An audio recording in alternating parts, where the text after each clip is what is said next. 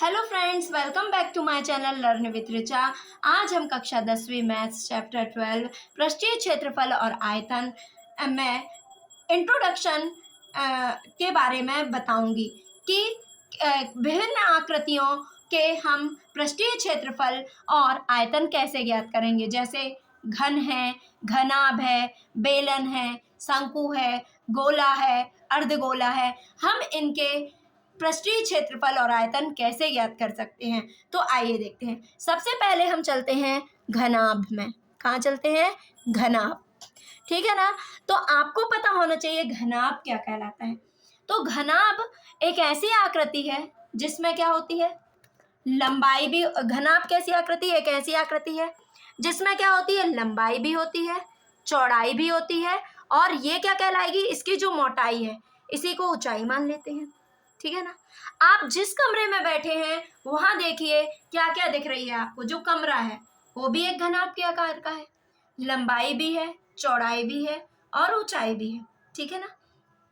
तो यदि हमें इसकी लंबाई चौड़ाई और ऊंचाई पता हो तो हम क्या निकाल लेंगे, आयतन निकाल लेंगे, है ना। और घनाभ की तीनों विमाएं अलग अलग माप की होती हैं, एक सी नहीं होती हैं, ठीक है ना। तो देखिए घनाभ का आयतन क्या होता है, ठीक है ना। आयतन होता है लंबाई गुणित चौड़ाई गुणित ऊंचाई, ठीक है ना। लंबाई को L से प्रदर्शित कर दिया, चौड़ाई को B से और ऊंचाई को S से। तो घनाभ का आयतन होता है लंबाई गुणित चौड़ाई गुणित ऊंचाई, ठीक है ना। अब हम आते हैं पृष्ठीय क्षेत्रफल, है ना। प्रत्येक पृष्ठ का क्षेत्रफल निकालना है अपन को। तो हमको संपूर्ण पृष्ठीय क्षेत्रफल निकालना है, किसका? घनाभ का। तो देखिए इसमें ये जो पृष्ठ है, ठीक है ना, ये जो पृष्ठ है, इस पृष्ठ का क्षेत्रफल, इसमें क्या आ रही है, ये है लंबाई, ये क्या हो गई, चौड़ाई, और ये वाली को हमने ले ली क्या, ऊंचाई, ठीक। इसको दे दिया L, इसको दे दिया B, इसको दे दिया H। तो ये देखो ये क्या हो गई, लंबाई, और ये हो गई चौड़ाई। इस वाले पृष्ठ में भी ये क्या होगी, लंबाई, और ये क्या होगी, चौड़ाई। तो इस पृष्ठ का क्षेत्रफल क्या है, ये आयताकार है ना, इसका क्षेत्रफल क्या है, लंबाई गुणित चौड़ाई। इसका भी क्षेत्रफल क्या है, लंबाई गुणित चौड़ाई। तो हमने क्या लिख लिया, लंबाई गुणित चौड़ाई, ठीक है ना। कितने बार आई, 2 बार, 2 का गुणा कर दो, 2 पृष्ठ, ठीक है ना। अब देखो यहाँ पर हम देखते हैं ये वाला पृष्ठ, एक ये पृष्ठ है और एक ये पृष्ठ है, ठीक है ना। तो इस पृष्ठ में ये क्या लिखा हुआ है, ये क्या है, B, और ये क्या है, H। तो इसमें भी क्या आ गया, BH, और इसका क्षेत्रफल भी क्या हो गया, BH, ठीक है। तो कितने आए, 2 पृष्ठों का क्षेत्रफल कितना है, B × H, ठीक है। अब इस वाले पृष्ठ का यदि हम बात करें, कौन से पृष्ठ का, ये किनारे वाले पृष्ठों का, ये बचा ना। तो यहाँ क्या है, ये लंबाई, और ये क्या आएगी, ऊंचाई। तो लंबाई गुणित ऊंचाई, और इसका भी क्या होगा, लंबाई गुणित ऊंचाई। 2 पृष्ठों की कितनी है, लंबाई गुणित ऊंचाई। 2 पृष्ठों का क्षेत्रफल लंबाई गुणित ऊंचाई। तो कितने हो गए, इन सब का संपूर्ण पृष्ठ, कुल पृष्ठ कितने हो गए, 6। 1 2 3 4 5 6, ठीक है ना। जोड़ो, 2 4 6, 6 पृष्ठ हो गए ना। इन सारे पृष्ठों का क्षेत्रफल ये क्या कहलाएगा, संपूर्ण पृष्ठीय क्षेत्रफल। तो हो गया 2LB, 2 कॉमन है ना, धन BH धन LH, ये हो गया संपूर्ण पृष्ठीय क्षेत्रफल। आई बात समझ में? यदि नहीं आई है तो एक बार और बता देती हूँ। ये है हमारा घनाभ, ठीक है ना, ये क्या है, घनाभ, ठीक। इसमें क्या होते हैं, 6 पृष्ठ होते हैं। जहाँ जिस कमरे में आप बैठे हुए हैं वहां देखिए क्या है, सामने वाले की, आमने सामने की 4 दीवारें हो गई, और एक नीचा फर्श और एक ऊपर की छत, 6 पृष्ठ हो गए ना। अब देखो जो आमने सामने वाली दीवारें हैं, है ना, इसमें जैसे ये है, ये जितना इसका क्षेत्रफल होगा उतना ही नीचे वाले का होगा। तो लंबाई चौड़ाई, लंबाई चौड़ाई, तो नीचे वाले का भी लंबाई चौड़ाई। तो कितनी लंबाई, 2 पृष्ठों का क्षेत्रफल लंबाई गुणित चौड़ाई, ये लिख लिया। फिर अगला है ये, और ये सामने वाले का चौड़ाई ऊंचाई। तो 2 पृष्ठों का क्षेत्रफल चौड़ाई गुणित ऊंचाई, तो इसको भी जोड़ दिया उसमें। अब इन सामने वाले का लंबाई गुणित ऊंचाई, तो लंबाई 2 पृष्ठों का लंबाई गुणित इन सबको आपस में जोड़ दो तो 6 पृष्ठों का निकल आया। इन सब में कितना, 2 2 4 2 6, ये 6 पृष्ठ हो गए ना, ठीक है ना। तो अब इन सब में कॉमन कितना है, 2 कॉमन है। तो घनाभ का संपूर्ण पृष्ठीय क्षेत्रफल क्या हो गया, लंबाई 2 गुणित लंबाई गुणित चौड़ाई धन चौड़ाई गुणित ऊंचाई धन ऊंचाई गुणित लंबाई। अब हम आते हैं घन में, किस में आते हैं, घन में, ठीक है ना। घन, घन मतलब क्या होता है, जिसकी सभी भुजाओं की माप क्या होती है, समान होती है। जिसकी सभी भुजाओं की माप क्या होती है, समान होती है। अब घन में भी कितने पृष्ठ होते हैं, 6 पृष्ठ होते हैं। घन में कितनी कोरें होती हैं, 12 कोरें होती हैं। भुजाएं देख लो ना, आप जिस कमरे में बैठे हैं 4 भुजाएं नीचे होंगी, 4 भुजाएं ऊपर होंगी और 4 लंबाई में होंगी, ऊंचाई में। 4 4 8 4 12, 12 कोरे हो गए। कोने गिनो कितने हैं, तो उसी को बोलते हैं शीर्ष। कितने कोने होते हैं, 8 कोने होते हैं। शीर्ष कितने होते हैं, 8। घनाभ और घन में 8 कोने होते हैं, है ना। भुजाएं भी कितनी होती हैं, कोरे भी कितनी होती हैं, 12 होती हैं। शीर्ष कितने होते हैं, 8 होते हैं। पृष्ठ कितने होते हैं, 6 होते हैं। लेकिन सिर्फ इतना अंतर है घन और घनाभ में, घनाभ की लंबाई अलग होती है, चौड़ाई अलग होती है, ऊंचाई अलग होती है, लेकिन घन की प्रत्येक विमा की माप समान होती है ना। तो हमने मान ली घन की प्रत्येक विमा की माप क्या है, b है। क्या है, l मान लेते हैं। चलिए क्या मान लेते हैं, l। तब घन का आयतन क्या हो जाएगा, आयतन बराबर l गुणित l गुणित l। तो क्या हो जाएगा, l की घात 3। हमने सब प्रत्येक भुजा की माप l है ना, सभी भुजाएं बराबर होती हैं, तो क्या हो गया, l की घात 3। अब घनाभ का नहीं सॉरी घन का संपूर्ण पृष्ठीय क्षेत्रफल, तो वैसे ही है, घन है तो इसमें सबकी लंबाई क्या है, इसमें हो जाएगी लंबाई गुणित लंबाई l स्क्वायर, है ना। ये भी क्या हो जाएगा, l स्क्वायर। तो क्या हो जाएगा, 2 4 6 6 l स्क्वायर हो जाएगा। तो क्या हो जाएगा, घन का संपूर्ण पृष्ठीय क्षेत्रफल 6 l स्क्वायर, क्योंकि प्रत्येक पृष्ठ का क्षेत्रफल क्या हो जाएगा, l स्क्वायर। तो 6 है तो 6 का गुणा कर दो, 6 l स्क्वायर, ठीक है ना।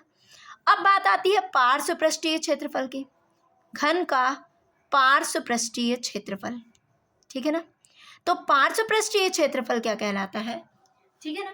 जैसे आप इसको मान लीजिए ये घन है, ठीक है ना। यदि हम इस ऊपर के कवर को और यहाँ इसको हटा दें तो बचे कितने, 1 2 3 4, 4 पृष्ठ बचेंगे ना। तो घन का पार्श्व पृष्ठीय क्षेत्रफल हो जाएगा 4l स्क्वायर। कितना हो जाएगा, 4l स्क्वायर। बेलन में, किस में आते हैं, बेलन, ठीक है ना। तो बेलन के बारे में जानते हैं। सबसे पहली बात, बेलन आपने देखा होगा ना, ये है, मैंने एक क्या बनाया, ये बेलन बनाया। क्या बनाया है मैंने, एक ये बेलन बनाया है, ठीक है। अब हमें निकालना है बेलन का आयतन, ठीक है ना।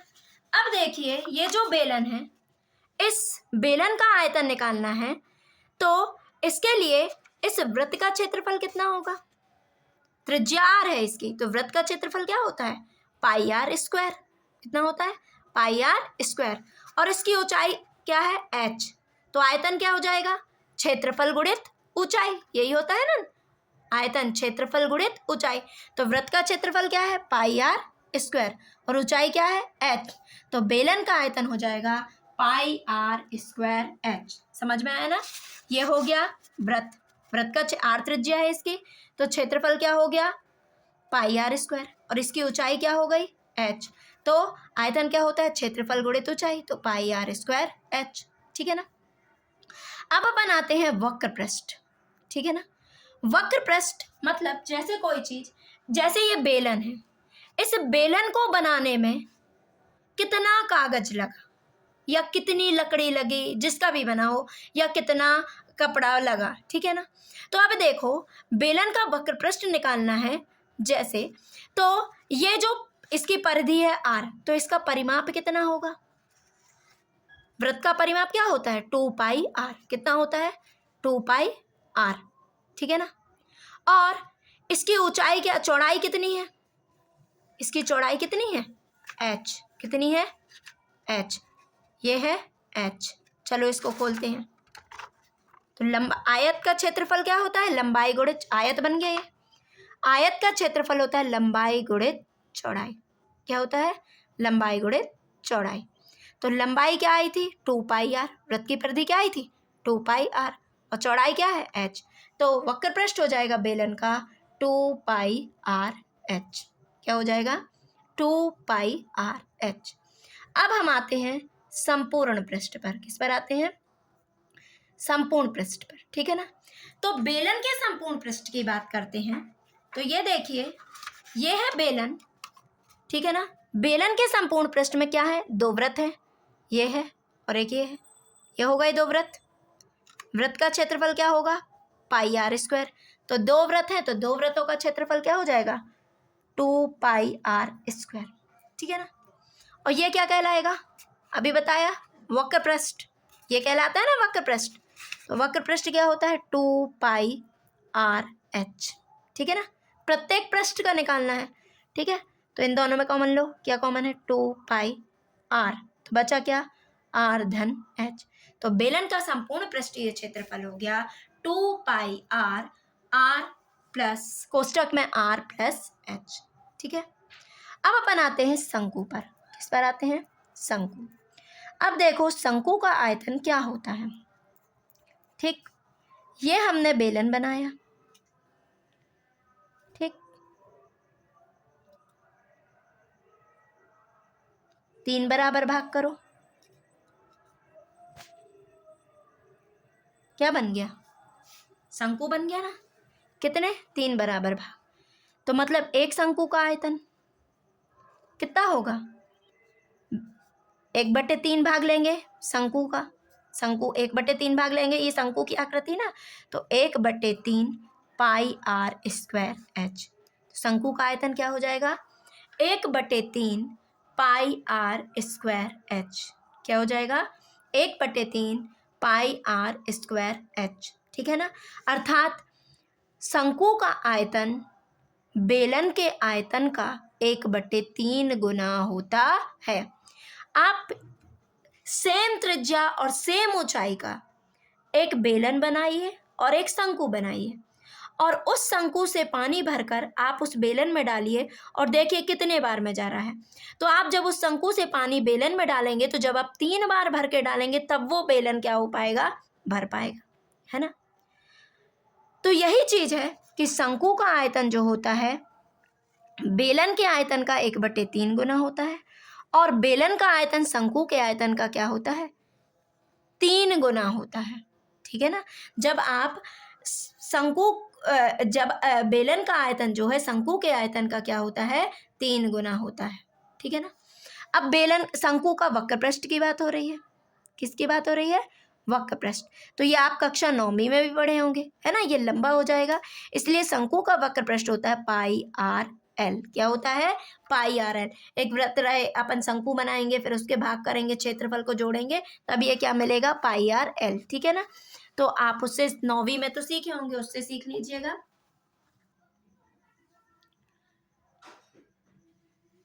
तो वक्र पृष्ठ होता है πrl, है ना। अब ये बन गया अपना शंकु, टोपी तो लगाई होगी ना आपने, ये है शंकु।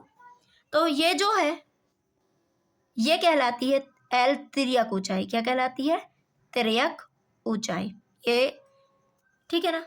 तो अब एल निकालना है, तो l² बराबर होता है r² धन h²। क्या होता है, l² बराबर r² धन h²। तो l बराबर क्या हो जाएगा, ये रूट यहाँ लग जाएगा, रूट यहाँ आ जाएगा, r² धन h², ठीक है। ये हो गया। और शंकु का संपूर्ण पृष्ठ, शंकु का संपूर्ण पृष्ठ है ना, एक क्या होता है, नीचे वृत्त होता है और ये वक्र पृष्ठ हो गया। तो वृत्त का क्षेत्रफल क्या होता है, πr², और वक्र पृष्ठ क्या होता है, πrl। कॉमन लो क्या आ रहा है, πr कॉमन आ रहा है, तो आया क्या संपूर्ण पृष्ठ, πr कोष्टक में r प्लस l। अब हम चलते हैं गोले में, ठीक है ना, का आयतन, ठीक है ना। गोले का आयतन क्या होता है, 4/3 πr3। क्या होता है, 4/3 पाई आर क्यूब। अब गोले का वक्र पृष्ठ क्या होता है? गोले का वक्र पृष्ठ 4 पाई आर स्क्वायर। क्या होता है? 4 पाई आर स्क्वायर। और अर्धगोले का आयतन क्या होता है? अर्धगोले का आयतन आप 2 से भाग देंगे जब गोले के आयतन में, तो क्या बचेगा? 2/3 पाई आर क्यूब। और अर्धगोले का वक्र पृष्ठ क्या हो जाएगा? अर्धगोले का वक्र पृष्ठ बराबर 2 पाई आर स्क्वायर बन जाएगा ना आपसे। चलिए एक बार क्विक रिवीजन करते हैं। घनाभ का आयतन होता है लंबाई गुणित चौड़ाई गुणित ऊंचाई। घनाभ का संपूर्ण पृष्ठीय क्षेत्रफल 2 कोष्ठक के अंदर लंबाई गुणित चौड़ाई धन चौड़ाई गुणित ऊंचाई धन ऊंचाई गुणित लंबाई। घन का आयतन भुजा क्यूब है ना, एल ले ली अपन में भुजा क्योंकि सभी भुजाएं बराबर होती हैं। घन का संपूर्ण पृष्ठीय क्षेत्रफल 6l स्क्वायर मतलब 6 गुणित भुजा का वर्ग। घन का पार्श्व पृष्ठीय क्षेत्रफल ऊपर और नीचे के पृष्ठों को छोड़ दो, बाकी किनारे वाले ले लो तो 4 पृष्ठ बचेंगे 4l स्क्वायर। बेलन का आयतन है ना, बेलन का आयतन क्या होगा?